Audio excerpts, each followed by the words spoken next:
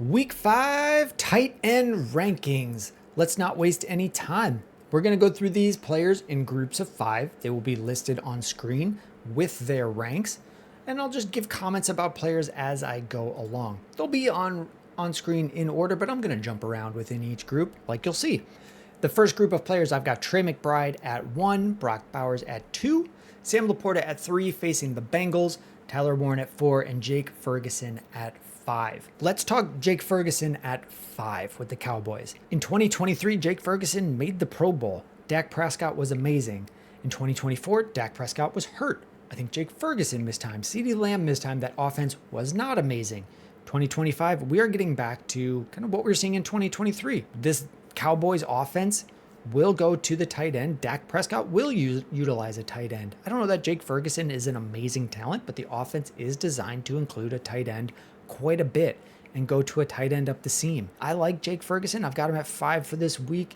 The matchup against the Jets doesn't worry me at all. Dak Prescott's healthy. Some of those targets that were going to CeeDee Lamb, they now need to go to other spots. George Pickens, Turpin, Ferguson, maybe dump offs to running backs. I think Ferguson's going to be a top 5, top 6, top 8 tight end most weeks this year.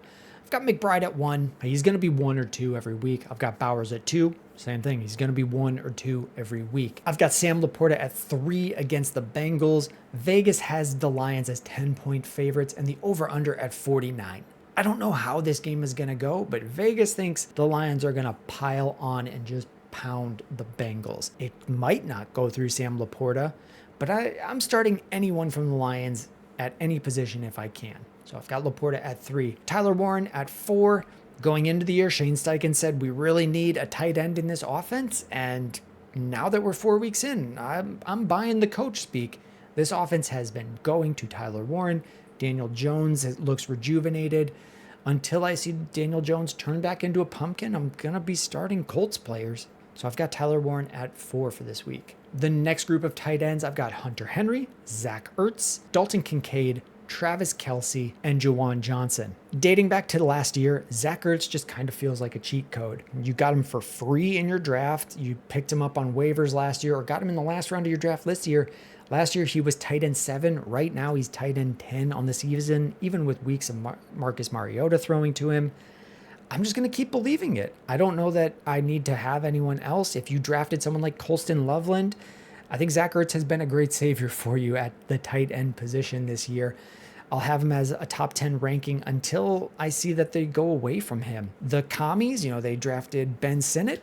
He has not developed and has not shown up yet. It is all Zach Ertz.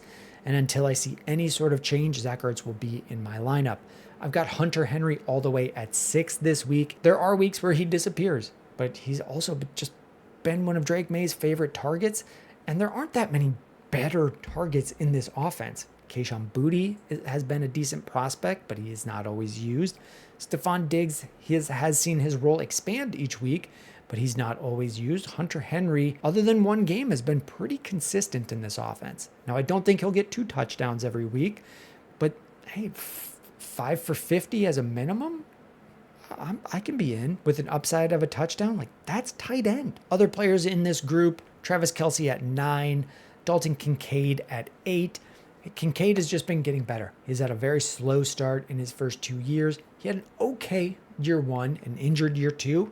And now in year 3, it looks to have an expanded role in this offense. So he'll be top 10, top 12 most weeks. At 9, I've got Travis Kelce, future Hall of Famer. I don't have that much to say about him this week. I don't feel that anything special about the matchup, but he's just a key part of this offense. It's Worthy, it's Kelce, it's deep shots to Thornton, and 1 or 2 throws to Juju Smith-Schuster. 10, Juwan Johnson.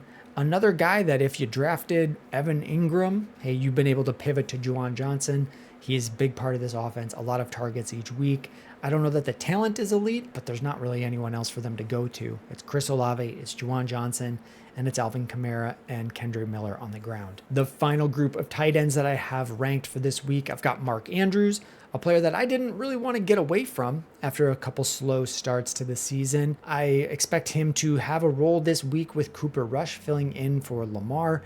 A little bit more passing. I don't know that Cooper can run nearly the way Lamar can, so those Lamar scrambles and those Lamar rushes are either going to be incompletions or passes to players like Zay Flowers and Mark Andrews. Got Hawkinson at 12. Hey, he hasn't been having the year I wanted. I'll take the L on this one. I really liked Hawkinson going into the year, and it hasn't quite hit. And this week with the matchup against a tough Browns defense, I don't know that it's going to hit. I don't know how well Carson Wentz will be able to move the ball this week.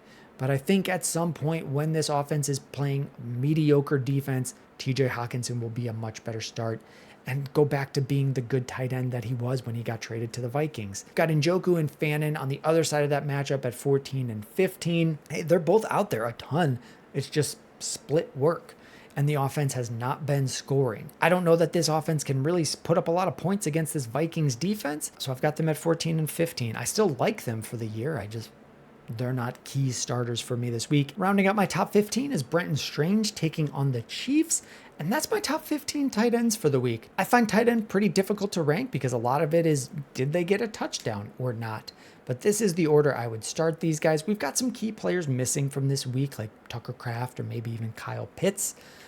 So it's a light week at tight end. If you've made it to the end, please consider liking and subscribing. YouTube has a new feature called hyping for small channels. I'm pointing down to where it might be on your screen. I don't even know if I'm eligible for it, but please take a look.